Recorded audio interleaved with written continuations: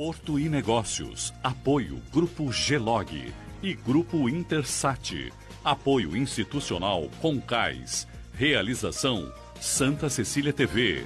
22 anos.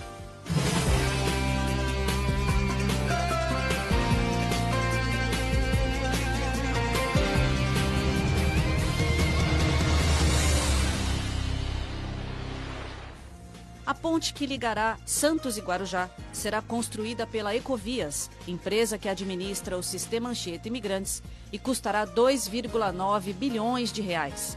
Para construir a ponte, a empresa ganhará um tempo maior de exploração das estradas. A estimativa é de que as obras que estão à espera de licenças ambientais comecem ainda este ano. É uma estrutura de 7,5 km, interligando a via Anchieta, no quilômetro 64, até a rodovia Cônego Domênico Rangoni, no quilômetro 250, para facilitar a integração entre as cidades, proporcionar fácil e rápida movimentação logística no porto e ser uma opção de mobilidade urbana, somada ao sistema de balsas. A Ecovias agora espera a liberação das licenças, assim como a definição do maior prazo de exploração do sistema Anchieta Imigrantes para começar a obra.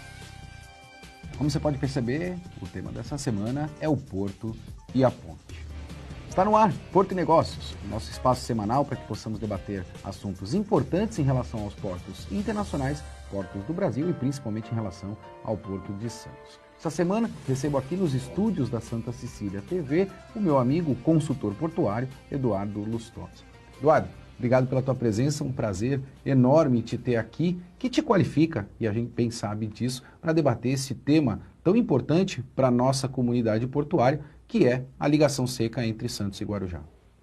Eu agradeço o convite, né?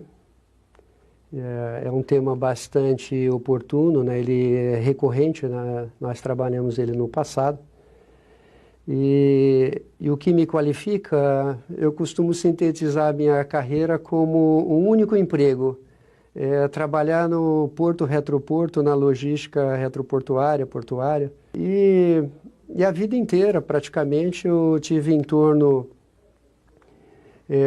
da logística, né, como professor de logística da FEMAR, da Fundação Estudo do Mar, do Instituto de Mar e Portos. Né? Então, a engenharia e consultoria de dentro do porão do navio até o retroporto. Então, a minha vida foi dedicada ao porto. Quando nós conversamos com a nossa produção, principalmente em relação a esse tema da ligação seca entre Santos e Guarujá, após o anúncio do governo do estado em relação à ligação, o nome que me veio à cabeça foi do Eduardo, até porque o Eduardo já esteve inúmeras vezes aqui no nosso programa, o Porto e Negócios. E aí, Eduardo, a pergunta também que eu gostaria de iniciar esse debate com você é se a comunidade portuária, ela foi ouvida em relação a esse projeto da ponte, da ligação seca entre Santos e Guarujá? Eu falei com alguns setores, exemplo, o próprio Sindamar, né, que tem a preocupação tanto com o calado... O Sindicato das Agências Marítimas. E o calado aéreo, né, o calado de navegação e o calado aéreo, e eles falaram que não tinham sido consultados.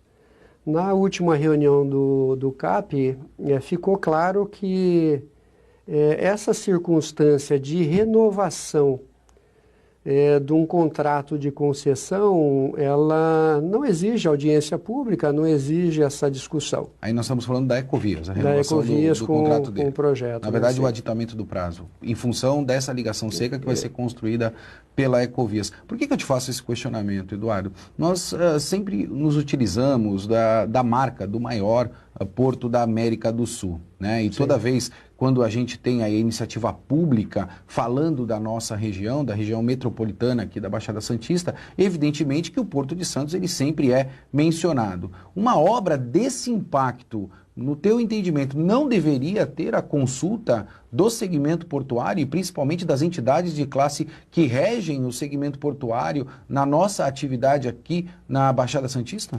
Legalmente não. Legalmente, para a renovação de contrato, ela não exige essa retomada, né, de discussão. Mas de uma maneira até delicada, né, por gentileza, está sendo levado ao CAP, está sendo ouvido os operadores portuários. Estão abrindo, mas não é necessário. Será que não é delicadeza? Será que não é prudência? Uma vez que a gente fala da maior atividade que a gente tem dentro da nossa região, o segmento portuário não deveria ser um player para debater esse ponto tão importante, que é um sonho desejado da sociedade, indiscutivelmente, mas a gente tem uma atividade na nossa região que é a locomotiva, efetivamente, de toda a economia que nós temos, Eduardo. Então, não seria prudente consultar o segmento portuário? Essa discussão ela ficou muito sutil dentro dessa última reunião do CAP. Por prudência, eles estão abrindo alguma coisa dentro do Conselho da Autoridade Portuária. A gente está percebendo uma reestrutura logística no Porto de Santos, com novas concessões. O governo do estado anunciou recentemente a privatização do Porto de Santos. Depois nós vamos explorar isso aqui também no Porto e Negócio. E com esse novo rearranjo logístico que nós temos, quais são os impactos da ponte para as atividades portuárias, Eduardo? Olha, para mim, eu vejo claramente, né, as consequências disso para o futuro. Né? Mas discutir o futuro é sempre nebuloso e delicado. Agora, nós temos a obrigação de aprender com os próprios erros. Né? Nós não precisamos levar a ponte de Nova York, que hoje a entrada do Porto de Nova York a 70 metros de altura, provoca uma mutilação do calado. Já teve discussão de implodir essa ponte, é uma ponte pêncil. Até 1974 era a ponte mais extensa do mundo, com 4.176 metros de extensão. Hoje é a 8ª do mundo e obstaculiza o Porto de Nova York. Mas ficando aqui na nossa região, dá para citar 6 pontes hoje que trazem uma inibição de expansão da atividade portuária, retroportuária e industrial. Muito bem lembrado. 7 pontes. A ponte da Anchieta hoje, na maré alta, você não passa nem com barco a remo. Né? O perímetro da ilha de São Vicente deveria ser uma obrigação da autoridade portuária, zelar por isso, do poder público. Zelar por essa navegação com busboat, com taxiboat, né? Caindo um pouco mais historicamente, o próprio Saturnino de Brito, os canais, chegamos a ver algumas imagens de barcos navegando nos canais de Santos, mostrando algum interesse logístico bem lá atrás. E hoje nós vemos a autoridade portuária, desde lá da ponte anterior, do governo José Serra, na transição com o Alckmin, nós vemos a autoridade portuária omissa quanto a esse ponto. Né? Nós estamos vendo a ponte da Anchieta, a ponte da Avenida dos Bandeirantes, a ponte ferroviária, inibindo a navegação, e a Interlândia local, essa Interlândia local do maior porto da América Latina, está restrito a 25 quilômetros de canais, e nós temos mais 180 quilômetros de canais fluviais hoje que não são utilizados devido a pontes mal projetadas. Eu queria te fazer um recorte, porque, honestamente falando, eu fiquei bastante confuso agora, né? Porque o governo federal lançou agora recentemente o Plano Mestre até 2060, onde ele pontua claramente o crescimento absoluto do Porto de Santos em virtude da navegabilidade, em virtude das novas operações, e pelo que você vem colocando, a questão dessa ligação seca pela ponte vai inviabilizar as operações. Não é conflitante isso? Faz sentido essa minha colocação? Ela faz sentido, mas essa expansão, a projeção feita no Plano Mestre, ratificado localmente pelo PDZ, ela fica restrita à poligonal do Porto Organizado. Que é outro ponto que deveria ser tratado pelo governo federal, né? A poligonal do Porto Organizado, ela nasceu em Brasília, não nasceu em Santos. Ela restringe o porto para ficar comendo de hashi comendo gohan ali com uma certa cola. Está restrito todo o canal de navegação, todo o entorno, esses 200 quilômetros de vias navegáveis que nós temos aqui, ela deveria ser obrigação da autoridade portuária local. Só que foi decidido em Brasília, a portaria número 3 da CEP, que o porto iria trabalhar dentro de uma poligonal definida como porto organizado. E as tupes aí ficaram fora do porto organizado e levou isso a uma disparidade até de concorrência, comercial, operacional. E nós estamos desprezando todo um potencial logístico no retroporto porque está obstaculizado por pontes. Sim. Ponte da Anchieta, ponte da Bandeirantes, a ponte da Imigrantes, a ponte dos Barreiros, a do Rio Cubatão, a do Rio Mogi. Quando a gente fala em futuro, você colocou isso, eu trouxe evidentemente o plano mestre, que é o planejamento para os portos do Brasil. A ligação seca não tem que estar inserida diretamente dentro desse planejamento, aí eu falo em relação à questão estratégica absoluta também, e uma vez que o governo do estado anuncia a privatização do Porto de Santos, isso não gera uma confusão muito grande no plano mestre divulgado recentemente? Eu faço esse questionamento, Eduardo, para me utilizar do teu conhecimento, porque é muito confuso para o nosso telespectador fazer estas avaliações. Ou seja, você divulga um plano mestre onde você coloca ali um crescimento absoluto do Porto de Santos, a gente tem alguns impactos significativos nesse sentido, e por outro lado, após a divulgação de um plano mestre, a gente tem o governador do estado dizendo que vai privatizar o Porto de Santos. Faz sentido essa minha análise? Faz sentido, sim, mas como eu disse, ele ficou muito limitado.